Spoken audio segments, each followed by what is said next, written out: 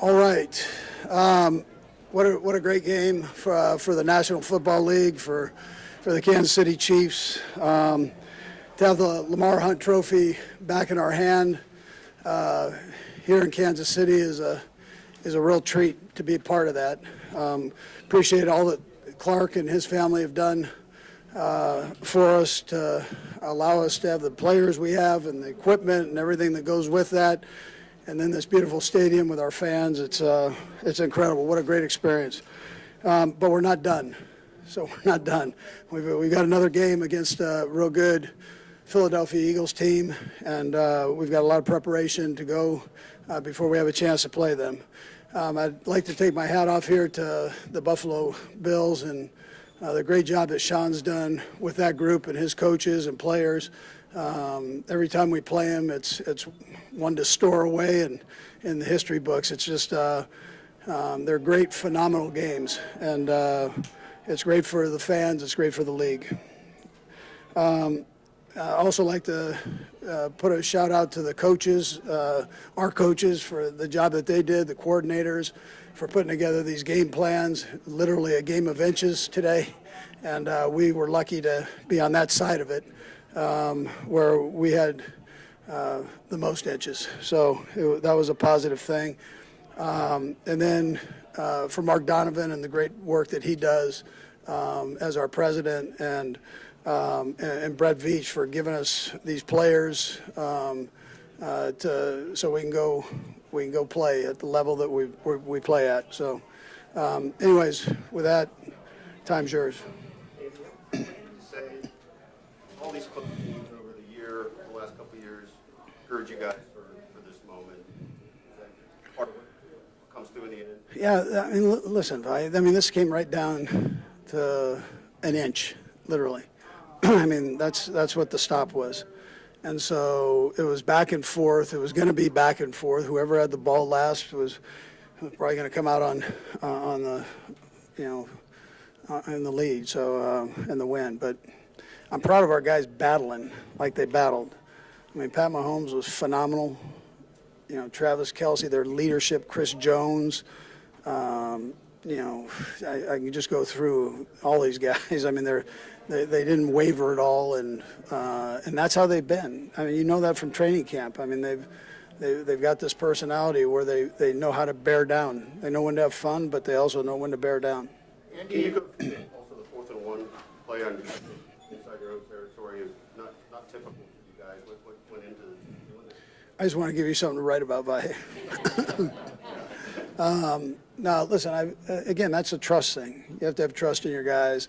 We called a timeout so we could kind of calm the minds and take what we thought was our best play and against them there. And so between that one and that last one at the end that P. Ryan had, we had some time to kind of digest those. When these head coaching cycles come around, Spags is not at the top of the list.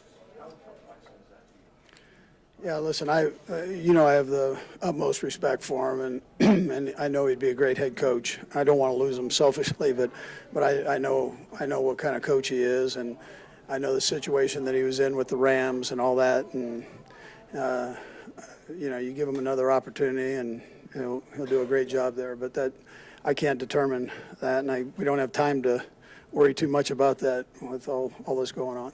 The others seem to be really motivated by the chance to go for free. Clark talked about it out there, Pat talked about it out there. Now that you're in the moment and you're not immediately prepared for another game, is it at all motivating to you as well? I think motivation's the wrong word, or I'm gonna just change that for you. So I would tell you we're motivated like crazy to win the game. I mean, that's what you're motivated to do. You get caught up in that other stuff, all the hype that goes with it, and then you forget about 3rd and 1 and detailing that, either side of the ball. So you've got to keep everything in perspective. And really, when it comes down to it, all the confetti, all that's great. I mean, it's great. Nothing like doing it with your home fans.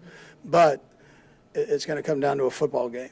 And the team that prepares and makes the least amount of mistakes will come out, the victor. So you make sure that you keep your head right and and bear down and do the right things. You mentioned that Bolton play. What does it say about Nick to be able to make that play? Really, what has he meant these past few years? Yeah, Bolton. Yeah, he's unbelievable. He's a great kid, great player. Pride of Missouri, MU, baby. Yeah, so he's been fun to be around and coach.